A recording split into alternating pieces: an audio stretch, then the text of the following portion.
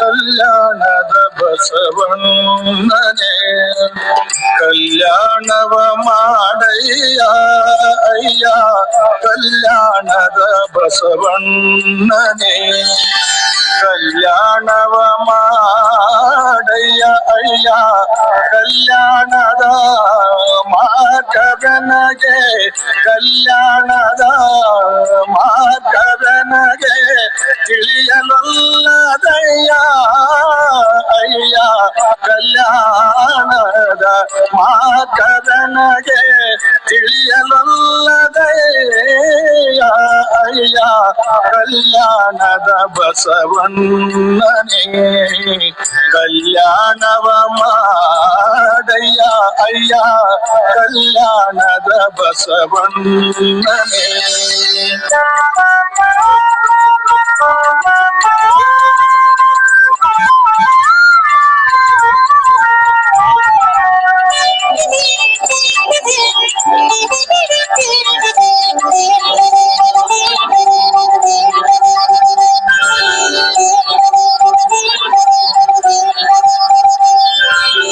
ವಾಣಿಯಲ್ಲಿ ನಿನ್ನ ನೆನವು ಮನದ ವಿಷಯಗಳ ನೆನವು ವಾಣಿಯಲ್ಲಿ ನಿನ್ನ ನೆನವು ಮನದ ವಿಷಯಗಳ ನೆನವು ಜಾಣನಲ್ಲ ನಾನು ಮನವ ಚಿತ್ತಲಾಗದನಗೆ ದೇವ ಜಾಣನಲ್ಲ ನಾನು ಮನವ ಚಿತ್ತಲಾಗದನಗೆ ದೇವ ಕಲ್ಯಾಣದ ಬಸವಣ್ಣನೇ ಕಲ್ಯಾಣವ ಮಾಡಯ್ಯ ಅಯ್ಯ ಕಲ್ಯಾಣದ ಬಸವಣ್ಣನೇ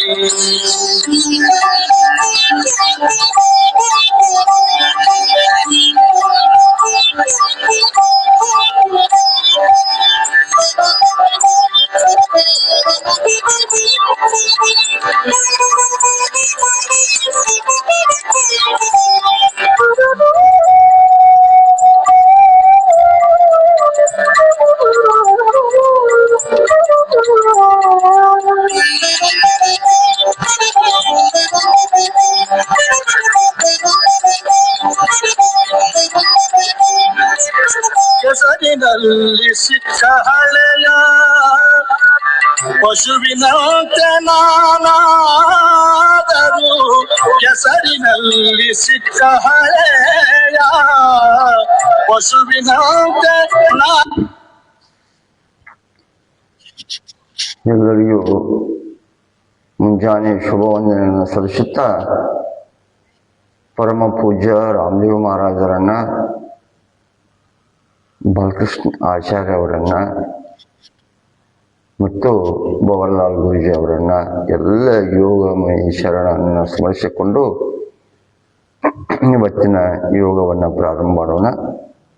ಈ ರೀತಿ ಬೆನ್ನುರಿ ನೇರವಾಗಿರಲಿ, ಕುತ್ತಿಗೆ ನೇರವಾಗಿರಲಿ. ಈಗ 3 ಸಲ ಓಂಕಾರವನ್ನು ಮಾಡೋಣ. ಓ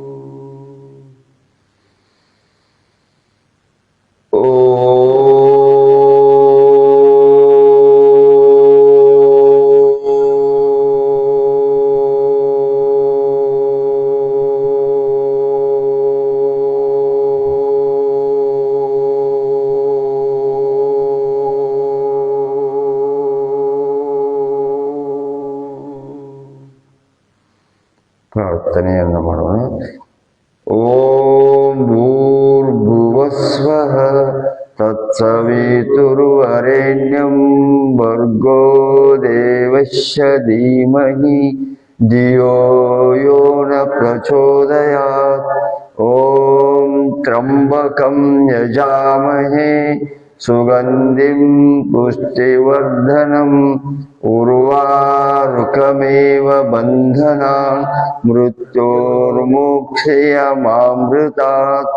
ಓಂ ಸನಾವವತೋ ಸನೌ ಭುನಕ್ತೋ ಸವೀರಂ ಕರವಾವಹೈ ತೇಜಸ್ವಿನಾಮಧೀತಮಸ್ತೋ ಮಾ ವಿದ್ವಿಷಾವಹೈ. ಓಂ ಅಸತೋ ಮಾ ಸದ್ಗಮಯ ತಮಸೋ ಮಾ ಜ್ಯೋತಿರ್ಗಮಯ ಮೃತ್ಯೋರ್ಮಾಮೃತಂಗಮಯ. ಓಂ ಶಾಂತಿ ಶಾಂತಿ ಶಾಂತಿ. ನಿಧಾನವಾಗಿ ಎರಡೂ ಕೈಗಳ ಮೇಲೆ ತೆಗೆದುಕೊಂಡು ಕೈಗಳನ್ನು ಜೋರಾಗಿ ಉಜ್ಜಿ ಬಿಸಿಯನ್ನ ನಿಧಾನವಾಗಿ ಕಣ್ಣು ಮೇಲೆ ಆಡಿಸಿ ಈಗ ಜಾಗಿಂಗ್ ಅನ್ನು ಮಾಡೋಣ. ಜಾಗಿಂಗು ಬಹಳ ವಯಸ್ಸಾದವರು ನಿಧಾನವಾಗಿ ಮಾಡಬೇಕು ಮತ್ತು ತ್ರಾಸ ಪಟ್ಕೊಂಡು ಮಾಡಬಾರ್ದು. ಕೈಕಾಲು ನೋವುಗಳಿದ್ದವರು ಅವರು ನಿಧಾನವಾಗಿ ಮಾಡಬೇಕು, ಮತ್ತಷ್ಟು ತ್ರಾಸ ಆಗ್ಬೋದು. ಅದಕ್ಕೆ ನಿಧಾನವಾಗಿ ಅವರು ನಿಮ್ಮ ಶಕ್ತಿ ಅನುಸಾರ ಮಾಡ್ಬೋದು. Welcome to Bhakti Geet channel. Share and subscribe. Thank you. ನಿಧಾನದಿಂದ ಶ್ರದ್ಧೆಯಿಂದ ಭಕ್ತಿಯಿಂದ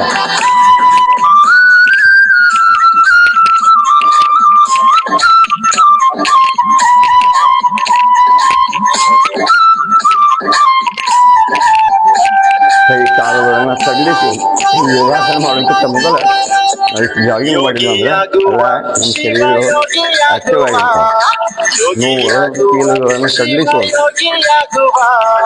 ಸಮರಸ ಸುಖದನುಭಾವಿಯಾಗುವ, ಸಮರಸ ಸುಖದನುಭಾವಿಯಾಗುವ.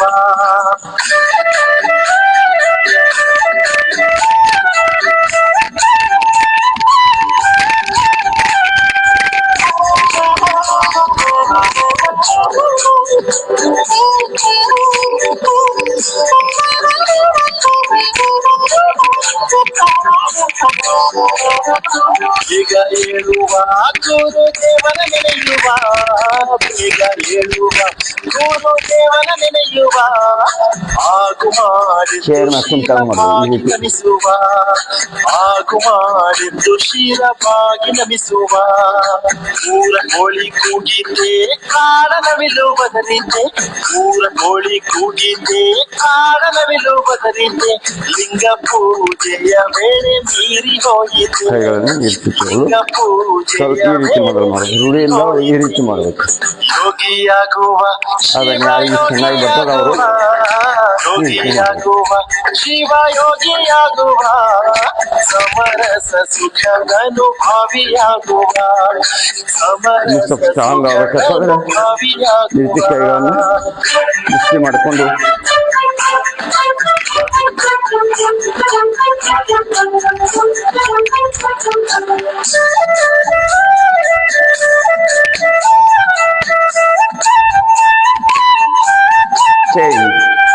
ಗಾಂಧಾರಿಯಂತೆ ರಾಧಾ ಮಾಂಧಾರಿಯಂತೆ, ಗಾಂಧಾರಿಯಂತೆ ರಾಧಾ ಮಾಂಧಾರಿಯಂತೆ, ಶರಣ ಜನರ ಲಿಂಗಾರ್ಚನೆಯಂತೆ, ಶರಣ ಜನರ ಲಿಂಗಾರ್ಚನೆಯಂತೆ.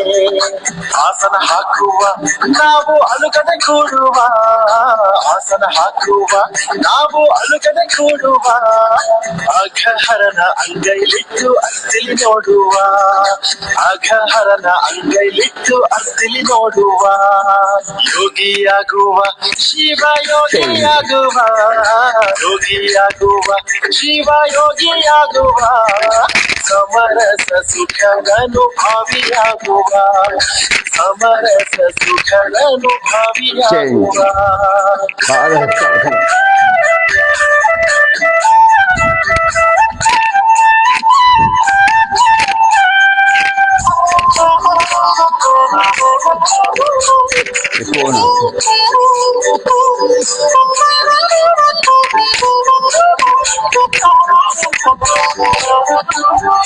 ಬಸವ ಒಬ್ಬ ಅಲ್ಲಮ ಪ್ರಭುವ ಅಪ್ಪ ಬಸವ ಒಬ್ಬ ಅಲ್ಲಮ ಪ್ರಭುವ ಚಿಕ್ಕಪ್ಪ ಚೆನ್ನ ಬಸವನ ಕರೆಯುವ ಚಿಕ್ಕಪ್ಪ ಚೆನ್ನ ಬಸವನ ಕರೆಯುವ ಶರಣರೆಲ್ಲರ ಭಕ್ತಿಯಿಂದ ನೆನೆಯುವ ಶರಣರೆಲ್ಲರ ಭಕ್ತಿಯಿಂದ ನೆನೆಯುವ ಶಿವಯೋಗದಿ ಕೈ ನೀಡಿ ಎನ್ನುವ ಶಿವಯೋಗದಿ ಕೈ ನೀಡಿ ಎನ್ನುವ ಯೋಗಿಯಾಗುವ ಶಿವಯೋಗಿಯಾಗುವ ಯೋಗಿಯಾಗುವ ಶಿವಯೋಗಿಯಾಗುವ ಸಮರಸ ಸುಖದ ಅನುಭವಿಯಾಗುವ ಸಮರಸ ಸುಖದ ಅನುಭವಿಯಾಗುವ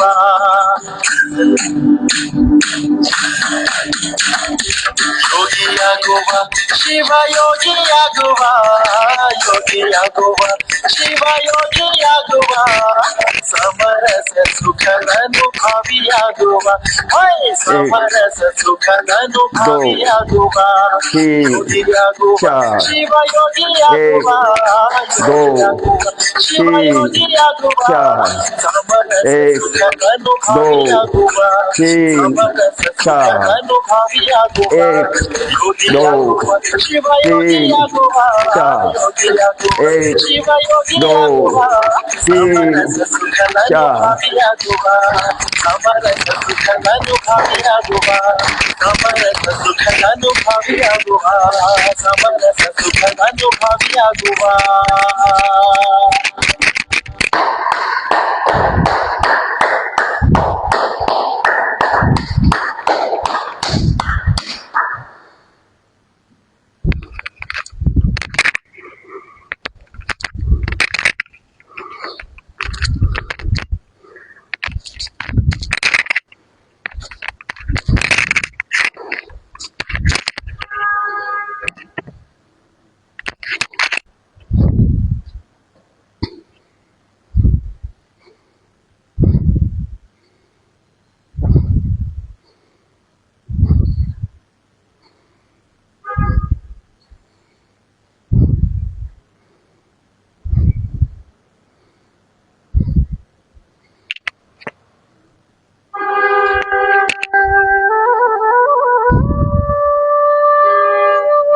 ಸ್ವಲ್ಪ ಸೂಕ್ಷ್ಮ ವ್ಯಾಯಾಮಗಳನ್ನು ಮಾಡೋಣ.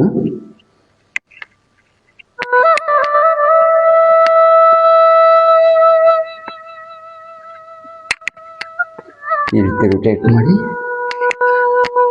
ನಮ್ಮ ದೃಷ್ಟಿ ಅದರಲ್ಲಿ ಇರಲಿ. ನೀವು ಮಾಡೋದ್ರಿಂದ ನಮ್ಮ ಮೊಣಕಾಲದ ಕೀಲು ನೋವುಗಳು ಆಕ್ಟಿವ್ ಆಗ್ತಾವೆ ಮತ್ತು ನೋವುಗಳಿದ್ರೆ ನಿವಾರಣೆ ಆಗ್ತದೆ.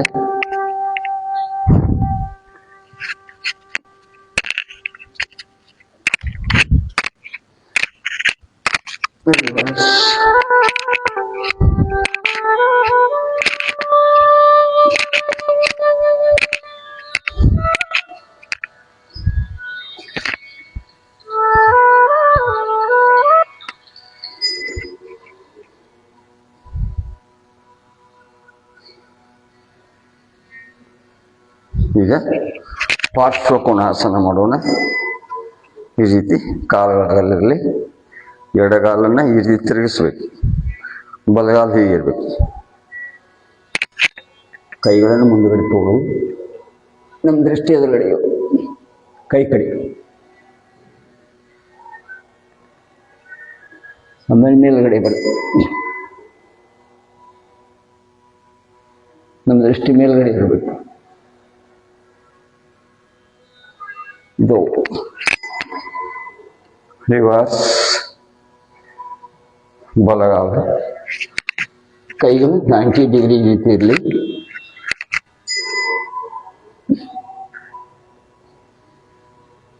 ಅದನ್ನೇ ನಿಧಾನವಾಗಿ ಬಿಡುಗಡೆ ಮಾಡಿ.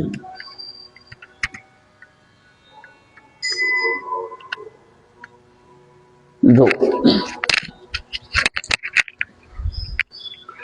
ಈಗ ಎಡಗಾಲನ್ನು ತಿರುಗಿಸಿ ಎಡಗೈ ಮತ್ತು ನೆಲಕ್ಕೆ ಹೊಡೆದು ಬಲಗೈ ಮತ್ತು ಬಲಗಾಲ ಮೇಲಕ್ಕೆತ್ತು.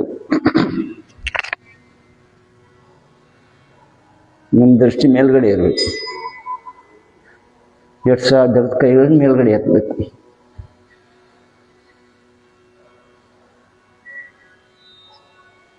ಇದು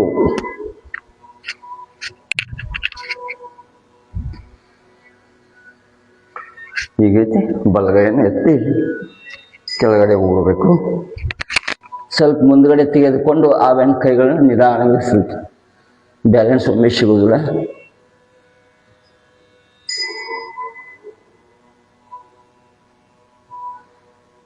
ಒಂದು ದೃಷ್ಟಿ ಮೇಲ್ಗಡೆ ಇರಬೇಕು. ಎಡಗೈ ಕಡೆ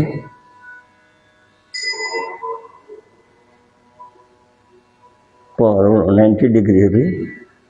ಇದು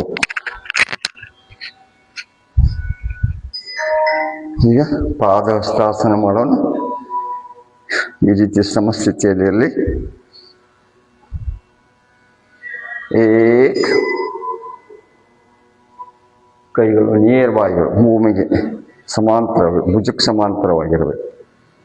ದೋ ಪೂರ್ಣ ಸದ್ದ ಹಚ್ಚ ಕೈಗಳನ್ನ ಮೇಲ್ಗಡೆ ಎತ್ತಬೇಕು.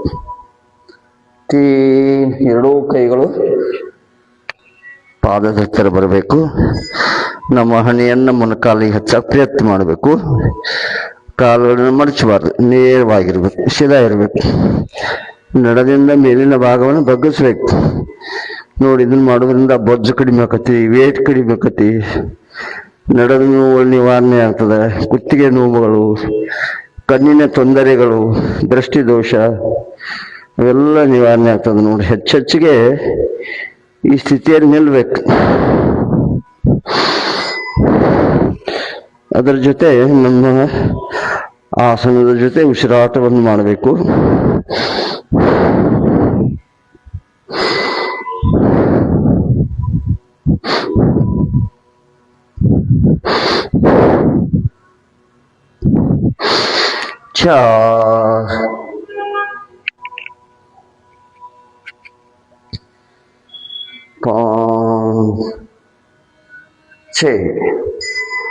ಈಗ ಅರ್ಧ ಚಕ್ರಾಸನ ಮಾಡೋಣ.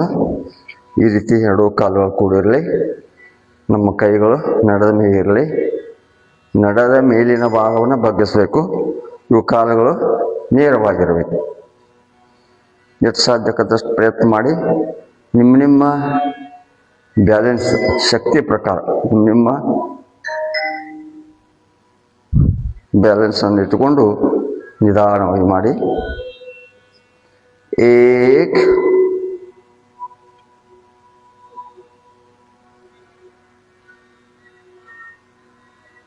ಅಟ್ಟೆಯನ್ನು ಮುಂದುಗಡೆ ಒತ್ತಿ.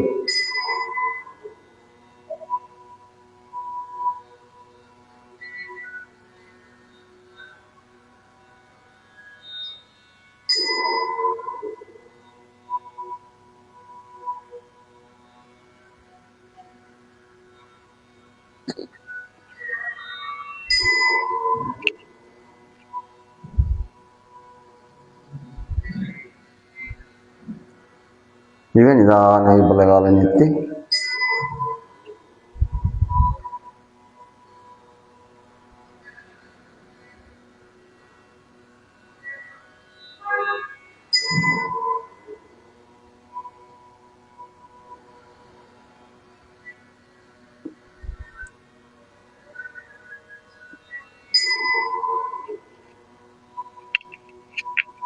ಸೈಡ್ ಬಲಗಾಲನ್ನು ಎತ್ತಿ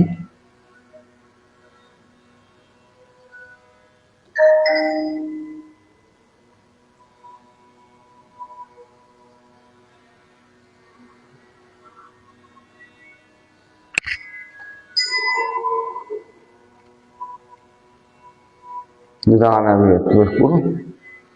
ಅದರ ಜೊತೆ ನಮ್ಮ ಮನಸ್ಸನ್ನು ಕೇಂದ್ರೀಕರಿಸಿಕೊಳ್ಬೇಕು.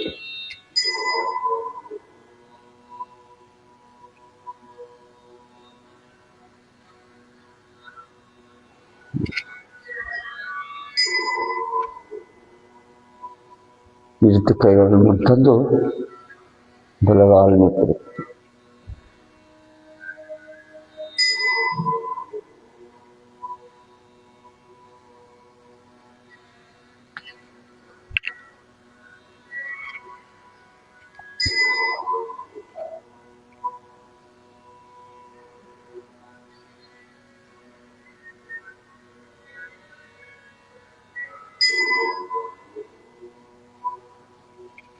ವಿಶ್ರಾಮ. ಈಗ ತಾಡಾಸನ ಮಾಡೋಣ. ಕೈಗಳ ಈ ರೀತಿ ಲಾಕ್ ಇರಲಿ. ಈ ರೀತಿ ನಿಧಾನವಾಗಿ ಕೈಗಳ ಮೇಲ್ಗಡೆ ಎತ್ತಬೇಕು. ಕೈಗಳು ಮೇಲ್ಮುಖವಾಗಿರಬೇಕು. ಹಿಂಬಡಾವನ್ನು ಎತ್ತಿ ನಮ್ಮ ದೃಷ್ಟಿ ಎದುರುಗಡೆ ಇರಲಿ. ನಮ್ಮ ಎರಡೂ ಕೈಗಳು ಕಿವಿಗೆ ತಾಗಿರಬೇಕು.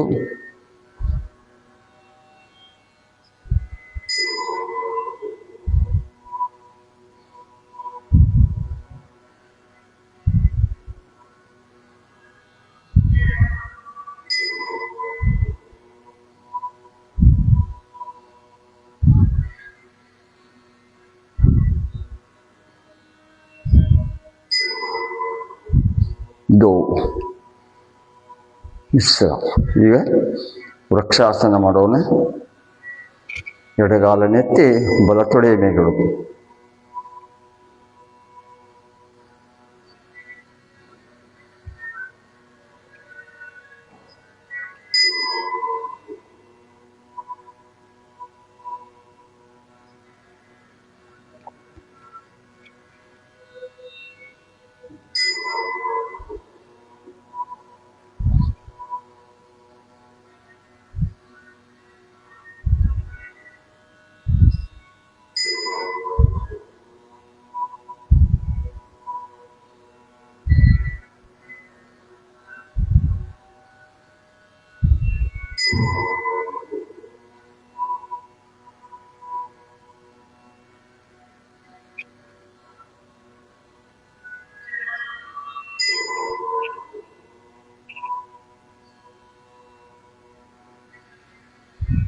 ಈಗ ಎಡಗಾಲನೆತ್ತಿ ಬಲಗಾಲನೆತ್ತಿ ಎಡತೊಡೆ ಮೇಗಳು.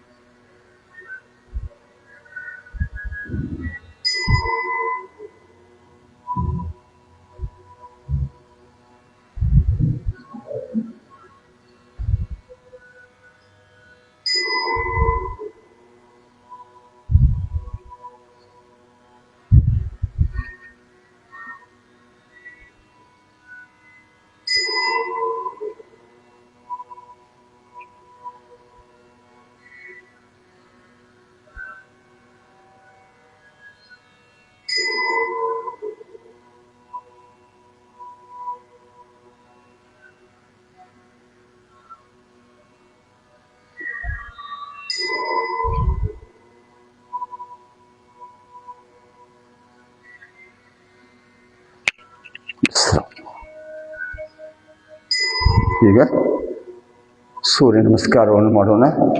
ಸೂರ್ಯ ನಮಸ್ಕಾರದ 12 ಹೆಸರುಗಳನ್ನು ಹೇಳ್ತಾ ಮಂತ್ರದೊಂದಿಗೆ ಸೂರ್ಯ ನಮಸ್ಕಾರವನ್ನು ಮಾಡೋಣ. ಓಂ ಮಿತ್ರಾಯ ನಮಃ.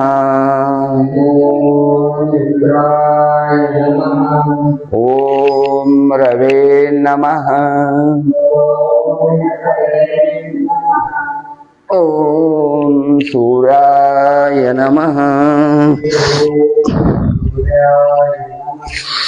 ಓಂ ಭಾನುವೇ ನಮಃ. ಓಂ ಖಗಾಯ ನಮಃ. ಓಂ ಪೂಷ್ಣೇ ನಮಃ. ಓಂ ಹಿರಣ್ಯಗರ್ಭಾಯ ನಮಃ. ಓಂ ಮರ್ಚೇ ನಮಃ. ಓಂ ಆದಿತ್ಯಾಯ ನಮಃ. ಓಂ ಅರ್ಕಾಯ ನಮಃ. ಸವಿತ್ರಿ. ಓಂ ಅರ್ಕಾಯ ನಮಃ. ಓಂ ಭಾಸ್ಕರಾಯ ನಮಃ. ಓಂ ಶ್ರೀ ಸವಿತ್ರ ಸೂರ್ಯನಾರಾಯ ನಮಃ.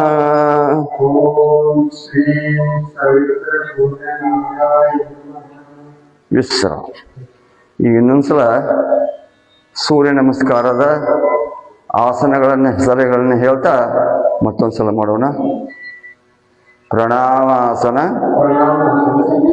ಉದ್ಧಸ್ತಾಸನ, ಉಪಾದಸ್ತಾಸನ, ದಕ್ಷಿಣಾಸ್ತ್ರ ಸಂಚಾಲನಾಸನ, ಪರ್ವತಾಸನ, ಅಷ್ಟಾಂಗ ನಮನಾಸನ, ಭುಜಂಗಾಸನ, ಪರ್ವತಾಸನ, ವಾಮಸ್ವ ಸಂಚಾಲನಾಸನ, ಪಾದಸ್ಥಾಸನ,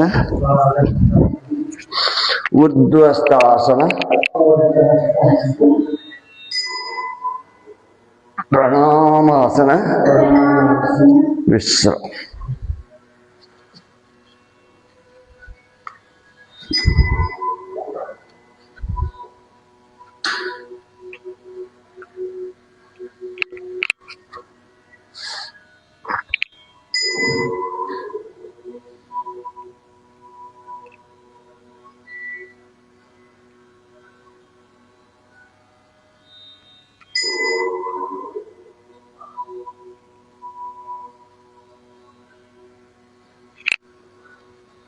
ಎಲ್ಲರೂ ಬೆಳಿಗ್ಗೆ ಎದ್ದುಗಳೇ ಒಂದು ಗ್ಲಾಸ್ ಬಿಸಿನೀರು ಕುಡಿಬೇಕು.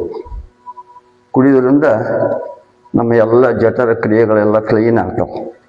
ನಮ್ಮ ಎಲ್ಲ ನರನಾಡಿಗಳೆಲ್ಲ ಅವು ಸ್ವಚ್ಛಾಗಿ ನಮ್ಮ ಜಠರ ಕ್ರಿಯೆ ಚೆನ್ನಾಗಿ ಕೆಲಸ ಮಾಡ್ತವೆ. ಅದಕ್ಕೆ ಡೈಲಿ ಎದ್ದುಗಳನ್ನ ಒಂದು 2 ಗ್ಲಾಸ್ ಬಿಸಿನೀರನ್ನು ಕುಡಿಬೇಕು. ಅಲ್ಲಿ ಚೆನ್ನಾಗಿ ಉಜ್ಜಿದ ನಂತರ ಆ ನಂತರ ನೀವು ಯೋಗಕ್ಕೆ ತಯಾರಾಗಬೇಕು. ಮತ್ತು ಬೆಳಿಗ್ಗೆ 4 ಗಂಟೆಗೆ ಕಂಪಲ್ಸರಿ ಎಲ್ಲರೂ ಏಳಬೇಕು. ಬ್ರಾಹ್ಮಿ ಮುಹೂರ್ತ ಅಂತಂದ್ರೆ 4 ಗಂಟೆ. ಭಾಳಷ್ಟು ಒಳ್ಳೆಯ ಹುದ್ದೆ ಅಧಿಕಾರಿಗಳೆಲ್ಲ ಆದವರು ಬೆಳಿಗ್ಗೆನೇ ಎದ್ದು ಓದಿರ್ತಾರೆ. ಒಳ್ಳೆಯ ಸಮಯ ಅದು. ಬ್ರಾಹ್ಮಿ ಮುಹೂರ್ತದಲ್ಲಿ ಎಲ್ಲ ಪೂಜೆ ಪುನಸ್ಕಾರಗಳು, ಹಿಮಾಲಯದಲ್ಲಿ ಎಲ್ಲ ದೇವತೆಗಳು ಪೂಜೆಗಳು ನಡೆದಿರ್ತಾವೆ. ಆ ತರಂಗಗಳು 4 ಗಂಟೆಗೆ ಎದ್ದಾಗ ಅವರು ನಮ್ಮ ತರಂಗಗಳು ಬಡಿಯೋದ್ರಿಂದ ಆ ಕಂಪನಗಳಾಗೋದ್ರಿಂದ ನಾವು ಸದಾ ಆ್ಯಕ್ಟಿವ್ ಆಗಿರ್ತೀವಿ. ಅದಕ್ಕೆ ನಾವೇನು ಮಾಡ್ಬೇಕಂದ್ರೆ ಬೆಳಿಗ್ಗೆ 4 ಗಂಟೆಗೆ ಹೇಳಬೇಕು.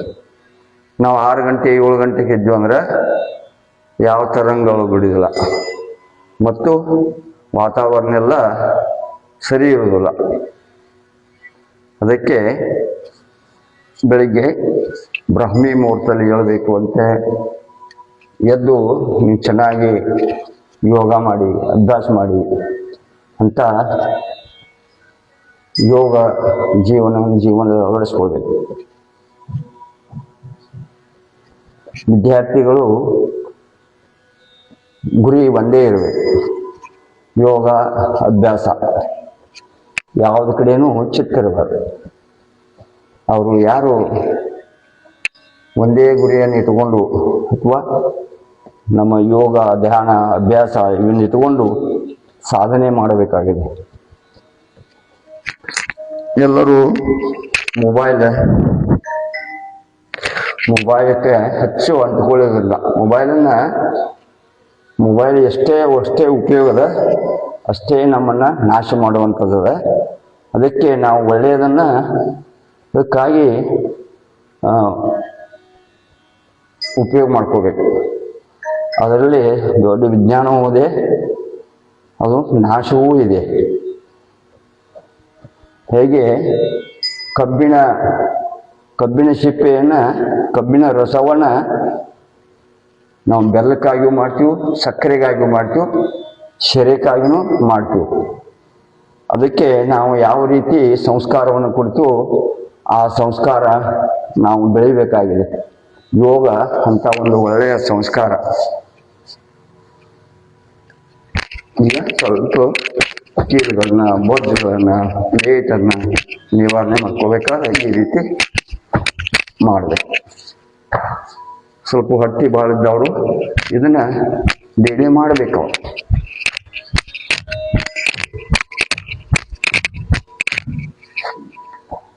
ಈಗ ಈ ರೀತಿ ಕಾಲುಗಳನ್ನ ಸ್ವಲ್ಪ ಸಡಿಲಿಸ್ಬೇಕು.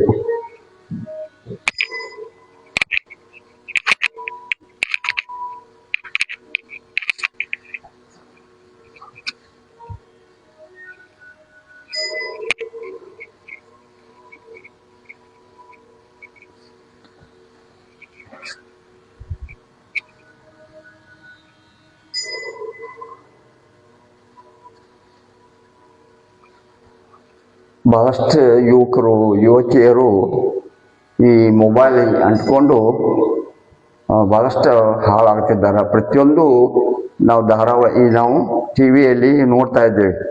ಅದಕ್ಕೆ ವಿದ್ಯಾರ್ಥಿಗಳು ಯೋಗ ಮಾಡಾಕತ್ತಿದಾರಂದ್ರೆ ನೀವು ಯಾವುದಕ್ಕೂ ಚಟಕ್ಕೆ ಅಂಟ್ಕೊಳ್ಳೋದಿಲ್ಲ. ಚಟ್ಟ ಯಾವುವು ನಮ್ಮ ಸುತ್ತ ಸ್ಥಳಕ್ಕೆ ಬರೋದಿಲ್ಲ ಯೋಗ ಮಾಡೋದ್ರಿಂದ. ಅಂತ ಯೋಗ ಜೀವನವನ್ನು ಅಳವಡಿಸ್ಕೊಂಡು ವಿದ್ಯಾರ್ಥಿಗಳು ಯುವಕರು ನಾವು ಚೆನ್ನಾಗಿ ನಮ್ಮ ಜೀವನ ಶೈಲಿಯನ್ನು ಚೆನ್ನಾಗಿ ಇಟ್ಕೋಬೇಕು. ಜೀವನ ಶೈಲಿಯನ್ನು ಚೆನ್ನಾಗಿ ಇಟ್ಕೋಬೇಕಾದ್ರೆ ಯೋಗ ಸಂಸ್ಕಾರವನ್ನು ಬೆಳೆಸ್ಕೋಬೇಕು. ಈಗ ಮಂಡೂಕಾಸನ ಮಾಡೋಣ. ಈ ಮಂಡೂಕಾಸನ ಇದು ಸಕ್ಕರೆ ಕಾಯಿಲೆಗೆ ಮತ್ತು ಜಠರ ಕ್ರಿಯೆ, ಇಲ್ಲೇ ಅಡಿಗೆ ತಯಾರು ಮಾಡುವಂಥ ಜಠರ ಕ್ರಿಯೆ ಇದೆ. ಇದನ್ನು ಚೆನ್ನಾಗಿ ಇಟ್ಕೋಬೇಕಂತಂದ್ರೆ ಈ ಮಂಡೂಕಾಸನ ಮಾಡಬೇಕು. ಸಕ್ಕರೆ ಕಾಯಿಲೆ, ಶುಗರು ಮತ್ತು ಮಧುಮೇಹ, ಡಯಾಬಿಟೀಸ್ ಇದನ್ನು ನಿವಾರಣೆ ಮಾಡಲಿಕ್ಕೆ ಇದು ಈ ರೀತಿ ಕೈಗಳನ್ನು ಲಾಕ್ ಮಾಡಿ ನಿಧಾನವಾಗಿ ಉಸಿರನ್ನು ಬಿಡ್ತಾ ಕೆಳಗಡೆ ಬರಬೇಕು. ನಮ್ಮ ದೃಷ್ಟಿ ಸ್ವಲ್ಪ ಎದುರುಗಡೆ ಇರಬೇಕು.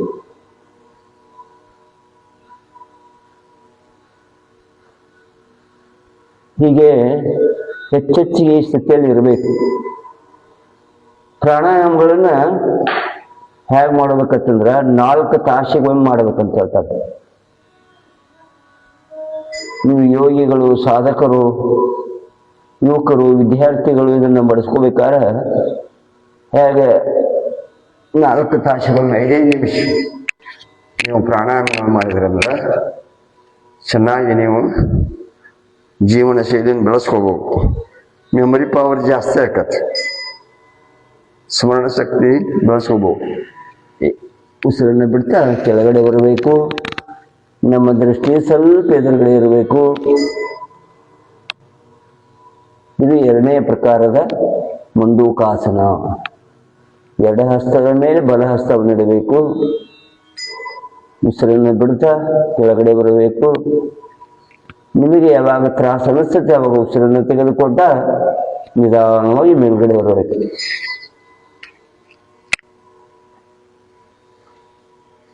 ಈಗ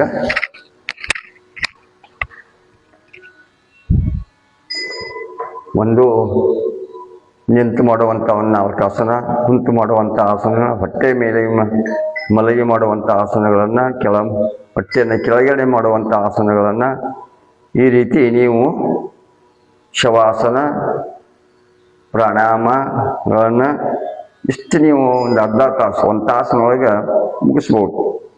ಈಗ ಅರ್ಧ ಉಷ್ಟ್ರಾಸನ. ಈ ರೀತಿ ಕೈಗಳಿರಬೇಕು. ನಿಧಾನವಾಗಿ 2 ಕಾಲುಗಳನ್ನು ಕೂಡಿರಬೇಕು. ಕಾಲುಗಳು ನೇರವಾಗಿರಬೇಕು.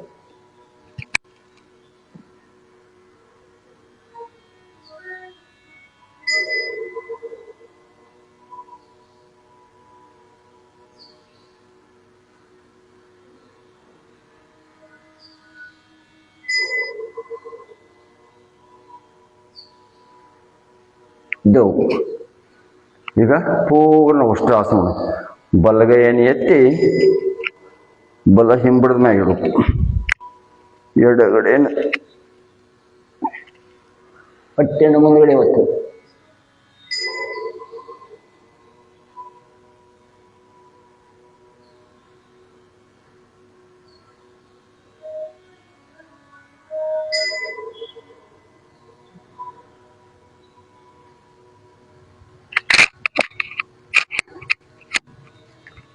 ನಾವು ಈಗ ಬಹಳಷ್ಟು ಗ್ರೂಪ್ಗಳಿಗೆ ಹಾಕ್ತಾ ಇದ್ದೀವಿ. ಬಹಳಷ್ಟು ಗ್ರೂಪದಲ್ಲಿರುವವರು ದೇವಾಲಯದ ಪೂಜಾರಿಗಳಿದ್ದಾರೆ. ಅವರು ಪಟ್ಟಿಯನ್ನು ಬೆಳೆಸ್ಕೊಂಡಾಗ ಬಹಳಷ್ಟು ನಾವು ಮಠಗಳಲ್ಲಿ ಹೋಗಿರ್ತೀವಿ. ಪೂಜಾರಿಗಳು ಹೊಟ್ಟೆಯನ್ನು ಈ ಪ್ರತಿ ಬೆಳೆಸ್ಕೊಂಡಿರ್ತಾರೋ. ಉಡುಪಿ ಮಠದಾಗ ಹೋಗಲಿ, ಎಲ್ಲೇ ಮಠಗಳಿಗೆ ಹೋಗಲಿ, ಅವರ ಜೀವನ ಶೈಲಿ ಚೆನ್ನಾಗಿ ಇರೋದಿಲ್ಲ. ಪೂಜೆ ಅಷ್ಟೇ ಅವರು ಒಂದೇ ತಿಳ್ಕೊಂಡಿರ್ತಾರೆ. ಅದನ್ನ ಆ ಪೂಜೆಯನ್ನು ಮಾಡ್ಬೇಕಂತಂದ್ರೆ ಹೊಟ್ಟೆಯನ್ನು ಚೆನ್ನಾಗಿ ಇಟ್ಕೋಬೇಕು. ಅದ್ರ ಜೊತೆ ಜೀವನ ಶೈಲಿಯನ್ನು ಬದಲಾಯಿಸ್ಕೋಬೇಕು.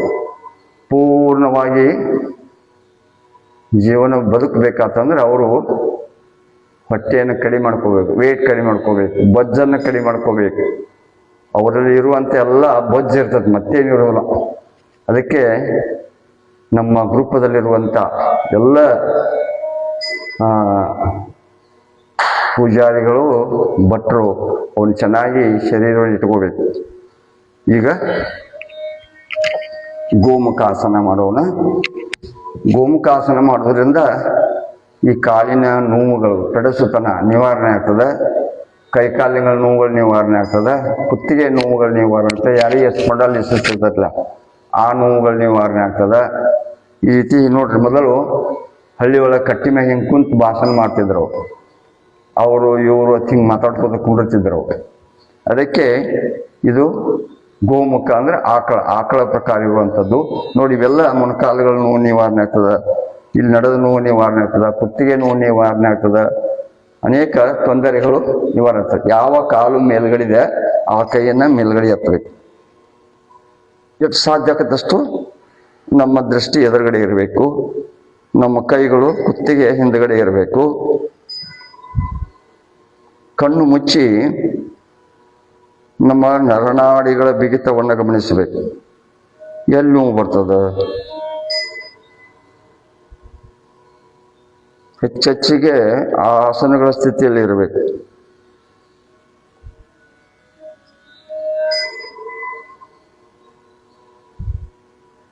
ಇದನ್ನ ನಮ್ಮ ಗುರೂಜಿ ಅವರು 9 ತಾಸು ಇದೇ ಸ್ಥಿತಿಯಲ್ಲಿ ಕುಂತಿದ್ರು. ಯಾವುದು ಗೋಮುಖಾಸನದಲ್ಲಿ.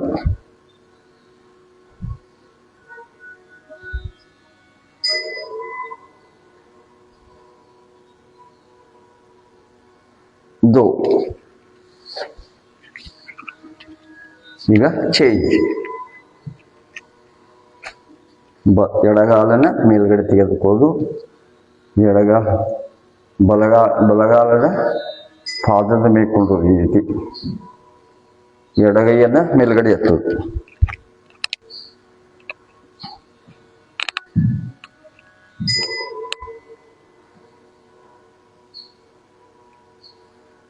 ಹಿಂದೆ ಕೈಗಡೆ ಲಾಕ್ ಆಗಿರಬೇಕು. ಕೈ ನೆದಕಲಿಲ್ಲ ಅಂದ್ರೆ ಹೊಟ್ಟಿ ಭಾಳ ಬಂದಿತ್ತು ಅಥವಾ ಇನ್ನೂ ರೂಢಿ ಇರಲಿಲ್ಲ ಅಂದ್ರೆ ಏನು ಮಾಡಬೇಕು, ಕರ್ಚಿಪ್ಪನ್ನು ಹಿಂದ್ಗಡೆ ಬಗೆದು ಅದನ್ನು ಜಗ್ ಹಿಡ್ಕೊಂಡು ಡೈಲಿ ಮಾಡ್ತಾ ಮಾಡ್ತಾ ನೀವು ಕರ್ಚಿಪ್ಪಿಲ್ಲದ ಸಹಾಯವಿಲ್ಲದೆ ಮಾಡ್ಬೋದು. ಇದನ್ನು ಒಳ್ಳೆಯ ಆಸನ ಇದೆ ನೋಡ್ರಿ. ಕುತ್ತಿಗೆ ನೋವುಗಳ, ಸ್ಪಂಡಾಲಿಸಿಸ್ ಇವೆಲ್ಲ ನಿವಾರಣೆ ಆಗ್ತದೆ.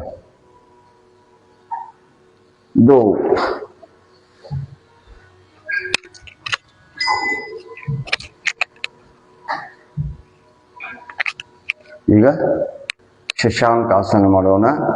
ಇದಕ್ಕೆ ಚೈಲ್ಡ್ ಪೋಷನ್ ಅಂತಾರೆ. ಈ ಆಸನ ಮಾನಸಿಕವಾಗಿ ಬಳಲುವವರು, ಭಾಳ ಬೇಜಾರಾದಾಗ, ಮನಸ್ಸಿಗೆ ಏನೋ ಒಂಥರ ಕಳವಳ ಆದಾಗ, ತ್ರಾಸು ಅನಿಸಿದಾಗ, ಶರೀರಕ್ಕೆ ತ್ರಾಸು ಅನಿಸಿದಾಗ ಈ ಆಸನವನ್ನು ಮಾಡಬಹುದು. ಇದು ನಮ್ಮ ಶರೀರಕ್ಕೆ ಹಿತವನ್ನು ಮತ್ತು ಶಾಂತಿಯನ್ನು, ರೆಸ್ಟ್ ವಿಶ್ರಾಂತಿಯನ್ನು ಪಡೆದುಕೊಳ್ಬೇಕಾತಂದ್ರೆ ಶರೀರಕ್ಕೆ ಈ ಆಸನವನ್ನು ಮಾಡಬೇಕು. ಮಂಡೂಕಾಸನ ಇದೆ, ಶಶಾಂಕಾಸನ ಅಂತಾರೆ. ಇದು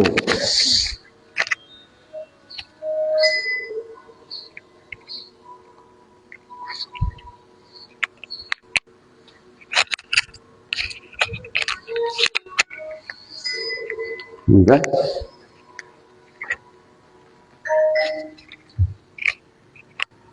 ಭಸ್ತ್ರಿಕಾ ಪ್ರಾಣಾಯಾಮ ಮಾಡೋಣ. ಈ ರೀತಿ ವಾಯು ಮುದ್ರೆಯಲ್ಲಿ ಕೂತ್ಕೋಬೇಕು. ನಮ್ಮ ಯಾವ ಸಿದ್ಧಾಸನ ಅಂದ್ರೆ ಈ ರೀತಿ ಸಿದ್ಧಾಸನ ಇರಬೇಕು. ಇಲ್ಲಿ ಇದನ್ನ ಇರಬೇಕು. ಈ ಕಾಲನ್ನು ಈ ರೀತಿ ತಗೋಬೇಕು. ಇದು ಇಲ್ಲಿ ಒಳಗೆ ಬಂದಿರ್ಬೇಕು ಈ ರೀತಿ. ಇದು ಸಿದ್ಧಾಸನ. ಇಲ್ಲಿ ಬರಬೇಕು ನೋಡಿ, ಹೀಗೆ ಕುಂದಿರ್ಬೇಕು. ಇದು ಅಗದಿ ಕಂಫರ್ಟೇಬಲ್, ಯಾರು ಬೇಕಾದವರು ಮಾಡ್ಬೋದು. ಈ ರೀತಿ ಕುಂತು ವಾಯು ಮುದ್ರೆಯಲ್ಲಿ ಕೂತ್ಕೊಳ್ಬೇಕು. ನಮ್ಮ ಈ ರೀತಿ ಬೆನ್ನುಹುರಿ ನೇರವಾಗಿರಬೇಕು. ಬಲ ಮೂಗನ್ನು ಮುಚ್ಚಬೇಕು. ಎಡ ಮೂಗಿನಿಂದ ತಗೊಂಡ ನಂತರ ಹಾಗೇ ಬಿಡುವುದು. ಉಸಿರನ್ನ ಕುಂಭಕದಲ್ಲಿ ಇಟ್ಕೊಳ್ಳೋದು. ಆಮೇಲೆ ಉಸಿರನ್ನ ಎಡ ಭಾಗವನ್ನು ಮೂಗನ್ನು ಮುಚ್ಚಿ ಬಲಗಡೆ ಉಸಿರನ್ನು ಬಿಡುವುದು.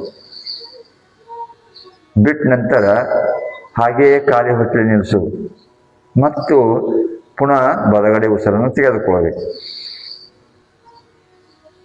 ತಗೊಂಡ ನಂತರ ಎಡಗಡೆ ಉಸಿರನ್ನು ಬಿಡಬೇಕು. ಈ ರೀತಿ ಪುನರಾವರ್ತನೆ ಮಾಡಬೇಕು. ಯೋಗಿಗಳು ಸಾಧಕರಾಗಬೇಕಂತಂದ್ರೆ ಇದನ್ನು ನೀವು 4 ತಾಸುಗೊಮ್ಮೆ ಒಂದು 5 ನಿಮಿಷ, 4 ತಾಸು ಆದ್ಮೇಲೆ ಒಂದು 5 ನಿಮಿಷ ಈ ರೀತಿ ನೀವು ಮಾಡ್ತಾ ಇದ್ದೀರಂದ್ರೆ ನಿಮಗೆ ಯಾವ ಶ್ವಾಸಕೋಶದ ತೊಂದರೆಗಳು ಎಂದೂ ಆಗುವುದಿಲ್ಲ ಮತ್ತು ನಿಮ್ಗೆ ಸ್ಟ್ರೋಕು ಹೊಡೆಯೋದಿಲ್ಲ, BP ಶುಗರ್ಗಳು ಬರೋದಿಲ್ಲ.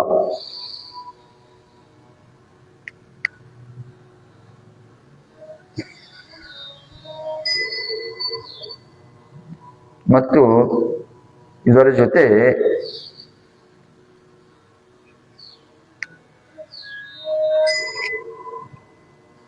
ಇದು ಅನುಲೋಮ ವಿಲೋಮ, ನಾನು ಮಿಸ್ಟೇಕ್ ಹೇಳಿದೆ, ಭಸ್ತ್ರಿಕಾ ಪ್ರಾಣಾಯಾಮ ಎಂದೇ, ಆದರೂ ಇದು ಅನುಲೋಮ ವಿಲೋಮ.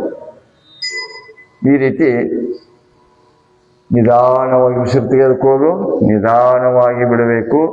ಉಸಿರನ್ನ ತೆಗೆದುಕೊಳ್ಳೋ ಮುಂದೆ ಓ ಮತ್ತು ಉಸಿರು ತೆಗೆದುಕೊಳ್ಬೇಕು, ಬಿಡು ಮುಂದೆ ಓ ಮತ್ತು ತೆಗೆದುಕೊಳ್ಬೇಕು. ನಮ್ಮ ಮನಸ್ಸು ಉಸಿರಾಟದ ಕಡೆ ಇರಬೇಕು, ಆ ಕಡೆ ಈ ಕಡೆ ಇರಬಾರ್ದು ಮನಸ್ಸು.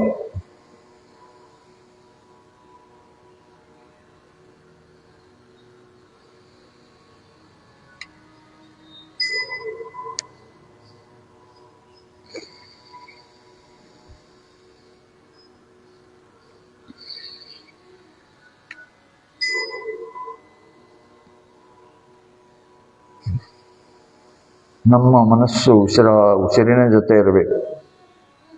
ಪ್ರಾಣಾಯಾಮವೂ ಆಗಿರಬೇಕು, ಧ್ಯಾನವೂ ಆಗಿರಬೇಕು. ಆ ರೀತಿ ಪ್ರಾಣಾಯಾಮವನ್ನು ಮಾಡಬೇಕು.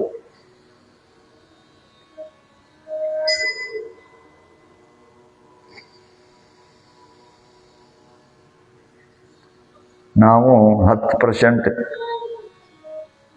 ಆಸನಗಳನ್ನು, 30% ಪ್ರಾಣಾಯಾಮಗಳನ್ನು, 60% ಧ್ಯಾನವನ್ನು ಮಾಡಬೇಕು. ಅದಕ್ಕೆ ಪ್ರಾಣಾಯಾಮ ಮಾಡುವ ಮುಂದೆ ಸಹ ಧ್ಯಾನವನ್ನು ಮಾಡಿದರೆ ಮತ್ತಷ್ಟು ನಿಮಗೆ ಲಾಭ ಆಗೋದು.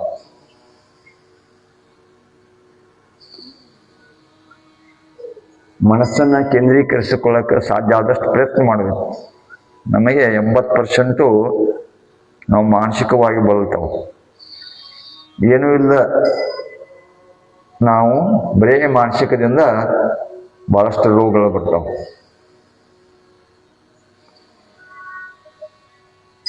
ನಮ್ಗೆ ಅದಾಗೈತಿ ಇದಾಗೈತಿ ಅಂತಂದ್ರೆ ಆಗೇ ಆಕತಿ, ಇಲ್ಲ ಅಂದ್ರೆ ಇಲ್ಲ, ಹಿಂಗೆ ಇದೆ. ಅದಕ್ಕೆ ಮನಸ್ಸ ಸ್ಥಿತಿಯನ್ನು ಚೆನ್ನಾಗಿ ಇಟ್ಕೋಬೇಕು.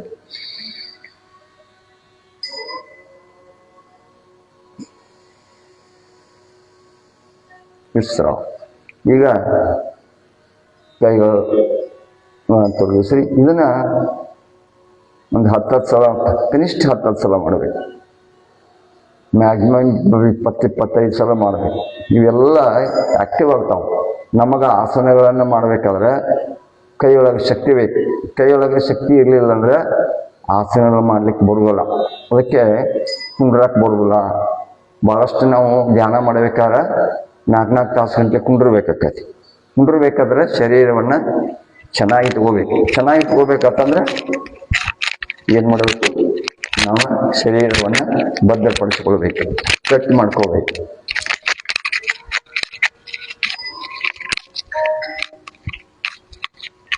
ಚೈನ್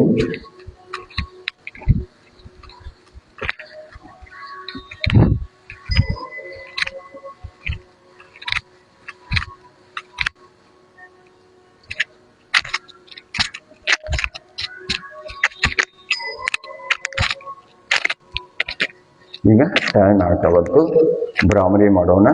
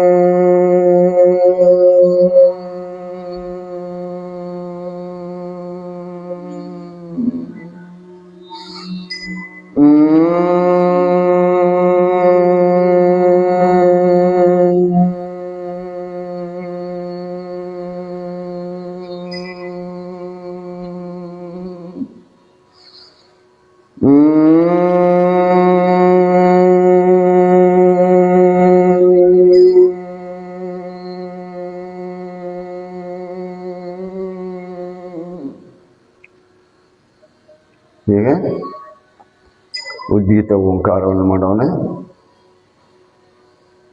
ಓ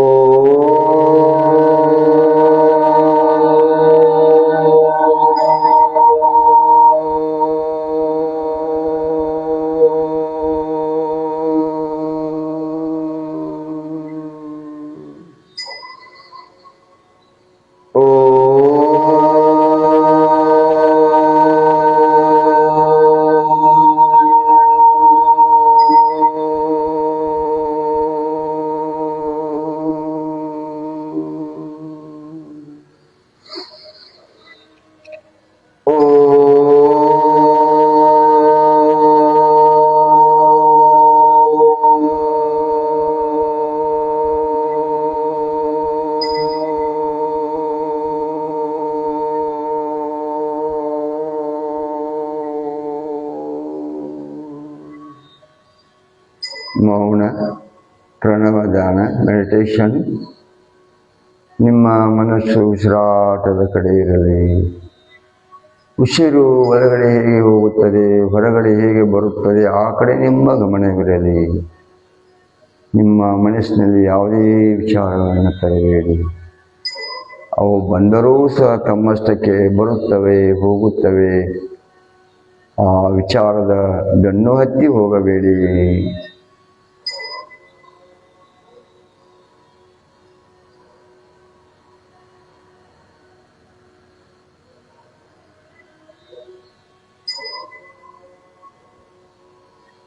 ಶುಭ ನುಡಿಯುವ ನಾಲಿಗೆ, ಒಳ್ಳೆಯದನ್ನೇ ಕಾಣುವ ಕಣ್ಣುಗಳು, ಸತ್ಯವಾದನ್ನೇ ಕೇಳುವಂಥ ಕಿವಿಗಳು ಸದಾ ನಮ್ಮ ಪ್ರಾರ್ಥನೆಯ ತಿರುಳಾಗಬೇಕು.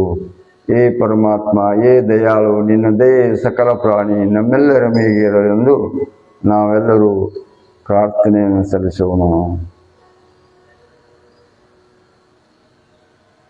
ನಿಧಾನ ಎರಡೂ ಕೈಗಳನ್ನು ತೆಗೆದುಕೊಂಡು ಕೈಗಳನ್ನು ಉಜ್ಜಿ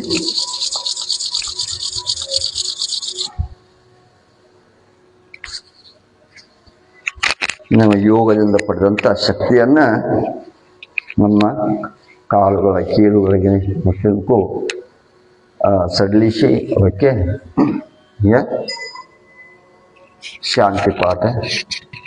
ಸರ್ವೇ ಜನಃ ಸುಖಿನೋ ಭವಂತು, ಸರ್ವೇ ಸಂತು ನಿರಾಮಯಾತ್, ಸರ್ವೇ ಭದ್ರಾಣಿ ಪಶ್ಯಂತು, ಮಾ ಕ್ವಚಿತ್ ದುಃಖ ಭಾಗ್ ಭವೇತ್. ಓಂ ಶಾಂತಿ ಶಾಂತಿ ಶಾಂತಿ. ಭೂಮಿಗೆ ನಮಸ್ಕಾರವನ್ನು ಮಾಡೋಣ. ಬೆಳಕನ್ನು ಕೊಡುವಂಥ ಸೂರ್ಯನಿಗೆ ನಮಸ್ಕಾರವನ್ನು ಮಾಡೋಣ. ಭಾಗಿಯಾದಂಥ ಎಲ್ಲ ಯೋಗ ಬಂಧುಗಳಿಗೆ ತುಂಬ ಹೃದಯ ಧನ್ಯವಾದಗಳು. ನೀವು ಮನೆಯಲ್ಲಿ ಕುಳಿತು ಆನ್ಲೈನ್ ಮೂಲಕ ಯೋಗವನ್ನು ಕಲಿಬಹುದು. ಇಲ್ಲೇ ನಾವು ನಿರ್ದಿಷ್ಟ ಟೈಮ್ದಲ್ಲಿ ಯೋಗವನ್ನು ಹೇಳ್ತೇವೆ. ಯಾರಿಗೆ ಹೆಚ್ಚಿಗೆ ಕಲಿಬೇಕನ್ನೋರು ಇಲ್ಲಿ ಬಂದು ನಾವು ಕಲಿಸ್ತೀವಿ. ಫ್ರೀಯಾಗಿ ಉಚಿತವಾಗಿ ಯೋಗ ಶಿಬಿರವನ್ನು ಹಮ್ಮಿಕೊಂಡಿರ್ತು. ಅಲ್ಲಲ್ಲಿ ಸುಮಾರು ನಾವು 24 ಕೇಂದ್ರಗಳಲ್ಲಿ, ಅಥಣಿಯಲ್ಲಿ ಸುಮಾರು 24 ಕೇಂದ್ರಗಳಲ್ಲಿ ಯೋಗ ತರಬೇತಿಗಳು ನಡೆದವ. ನೀವು ಅಲ್ಲಿ ಹೋಗಿ ಭಾಗವಹಿಸ್ಬೋದು. ಪ್ರತಿಯೊಬ್ಬರಿಗೂ ಉಚಿತವಾಗಿ ಅದಾವೆಲ್ಲ ಪ್ರತಿಯೊಂದು ಕೇಂದ್ರಗಳಲ್ಲಿ. ಅದಕ್ಕೆ ನೀವು ಸಂಪರ್ಕಿಸಿ ಮತ್ತು ಎಲ್ಲರೂ ಯೋಗಮಯ ಜೀವನವನ್ನು ಮಾಡೋಣ ಅಂತ ಹೇಳ್ತಾ ಎಲ್ಲರಿಗೂ ತುಂಬ ಧನ್ಯವಾದಗಳು.